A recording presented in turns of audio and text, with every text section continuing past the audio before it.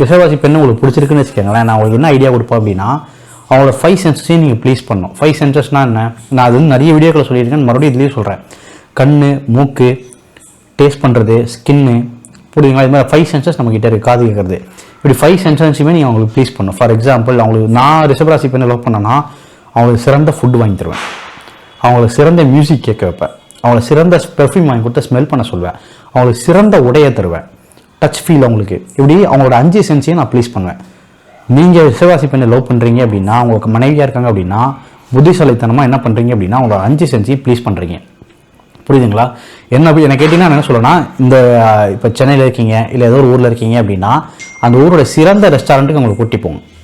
அந்த restaurant ambience first சூப்பராக இருக்கணும். புரியுங்களா? ஒரு ஸ்லோவாக நைஸாக ஒரு பின்னாடி மியூசிக் ஓடிக்கிட்டே, ஓகேங்களா? அப்போ அந்த ப்ளசண்ட்டாக பீஸ்ஃபுல்லாக, அதுக்கப்புறம் ஃபுட்டும் நல்லாயிருக்கும். ஸோ ஒரு நல்ல ரெஸ்டாரண்ட்ன்றது அவங்களுக்கு சிறந்த லவ் லாங்குவேஜாக இருக்கும். அவங்களுக்கு ரொம்ப இம்ப்ரெஸ் ஆகிறதுக்கான பாசிபிலிட்டி நிறைய உண்டு. இந்த வாரணமாயிரம் படத்தில் சூரிய எழுந்திருப்பாங்கல்ல, என்னோடு வா வீடு வரைக்கும் என் வீட்டை பார் என்னை பிடிக்கும் அப்படின்னு. ரிஷபராசிக்கு சூப்பராக சூட்டாகும். உங்கள் வீடை நீங்கள் ப்ராப்பராக அரேஞ்ச் பண்ணிவிட்டு, ஒரு கிளம்ஸியாக இல்லாமல் ரொம்ப பீஸ்ஃபுல்லாக, ரொம்ப ஏஸ்தட்டிக்காக, புரியுங்களா? அந்த மாதிரி ஒரு சிறந்த லைட்டிங்கோட, சாஃப்ட் லைட்டிங்கோட நீங்கள் அரேஞ்ச் பண்ணிவிட்டு அவங்களை கூப்பிட்டு வீட்டுக்கு போனீங்க அப்படின்னா, ரொம்ப ஏஸ்தட்டிக்காக உங்கள் வீடு இருந்தாலே உங்களுக்கு ரொம்ப பிடிச்சி பார்த்துக்கான பாசிபிலிட்டி நிறைய உண்டு. அப்படின்னா ஹோட்டலுக்கு கூப்பிட்டு போங்க. அவங்களோட 5 சென்சஸையும் ப்ளீஸ் பண்ணுங்கள். அவங்கள இம்ப்ரெஸ் பண்ண அப்படின்னா கல் மாதிரி நீங்கள் இருக்கணும். அவங்க என்ன ஆர்டர்ஸ் கொடுத்தாலும் தாங்கிட்டு கல் மாதிரி இருந்தீங்க அப்படின்னா ஒரு கட்டத்தில் அவங்க ரொம்ப இம்ப்ரெஸ் ஆகி உங்களை லவ் பண்ணுறதுக்கான பாசிபிலிட்டி நிறைய உண்டு.